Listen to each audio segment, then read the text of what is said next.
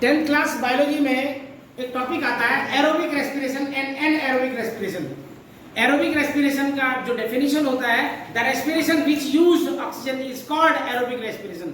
जिस रेस्पिरेशन में oxygen use होता है उसको एरोबिक रेस्पिरेशन कहते हैं। ये शॉर्टकट में है, वैसे उसकी डेफिनेशन और बड़ी हो सकती है, लेकिन शॉर्टकट में the respiration which use oxygen is called aerobic respiration. जैसे ग्लूकोज होता है, इसका फॉर्मूला है C6H12O6। जब ग्लाइकोलिसिस की प्रोसेस होती है उसमें पाइरुवेट बनता है, जिसको पाइरुविक एसिड भी कहते हैं। ये दो मॉलिक्यूल बनता है और ऑक्सीजन की प्रेजेंस में यानी क्रेब साइकिल में, जो कि माइटोकॉन्ड्रिया में होता है, 6CO2 carbon dioxide plus 6H2O water और 38 ATP की एनर्जी यहाँ पर रिलीज होती है, यानी कि एडेनोसिन ट्राइफॉस्फेट, इसकी फुल फॉर्म होती है एडेनोसिन ट्राइफॉस्फेट।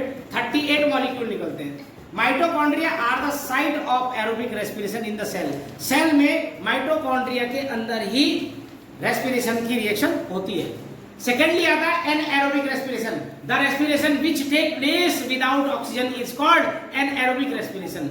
जिस प्रोसेस में ऑक्सीजन को यूज नहीं किया जाता उसको एनएरोबिक रेस्पिरेशन कहते हैं। जैसे ग्लूकोज ग्लाइकोलिसिस में हो रहा है, यहाँ पर भी देखो ग्लूकोज ग्लाइकोलिसिस हो रहा है, पाइरुवेट बन रहा है यानी पाइरुविक एसिड, यहाँ पर भी सेम है, लेकिन यहाँ पर ऑक्सीजन है, यहाँ पर ऑक्सीजन की एब्सेंस है और ईस्ट की प्रेजेंट है।